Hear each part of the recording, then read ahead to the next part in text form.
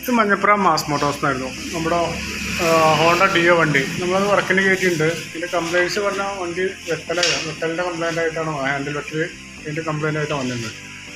വെട്ടൽ നമ്മൾ വണ്ടി ഓടിച്ചു കഴിഞ്ഞപ്പോൾ അത്യാവശ്യം നല്ല രീതിയിൽ വെട്ടലുണ്ടായിരുന്നു.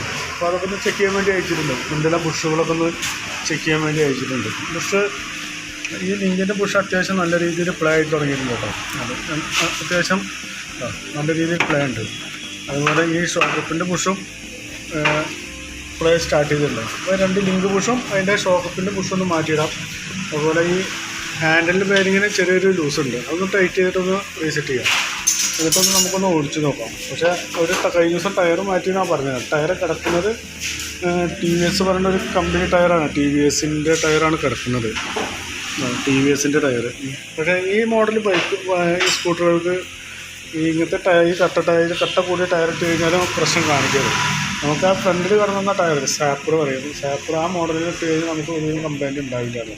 നമുക്ക് ആ മറ്റേ വെട്ടൽ ആദ്യമേ ഉണ്ടായിരുന്നു വെച്ചാൽ വണ്ടി ടയർ മാറ്റണം, അതിൻ്റെ മുന്നേ ചെക്ക് ചെയ്യേണ്ടതായിരുന്നു. അത് നമുക്ക് എന്തായാലും ടയർ മാറ്റി പോയില്ലേ. നമ്മളൊന്ന് ചെക്ക് ചെയ്ത് നോക്കാം. ബാക്കിയുള്ള ആ ബുഷുകളൊക്കെ മാറ്റിയിട്ടൊന്ന് ഓടിച്ച് നോക്കാം. ഓടിച്ച് നോക്കിയിട്ട് എങ്ങനെ നോക്കിയിട്ടൊന്ന് പറയാം കേട്ടോ. ഓക്കെ, അപ്പോൾ ഞാൻ ഇപ്പോൾ ചെയ്യണതിൻ്റെ വർക്കിൻ്റെ ഒരു എസ്റ്റിമേറ്റ് കൂടി പറയാം, നോക്കിയിട്ടൊന്ന് റിപ്ലൈ ചെയ്താൽ മതി.